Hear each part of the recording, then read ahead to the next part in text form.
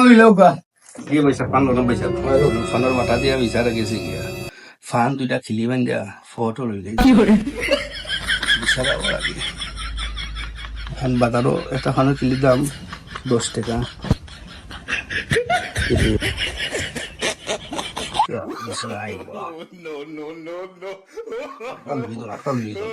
আমার 20 টাকা সিবুই 20 টাকা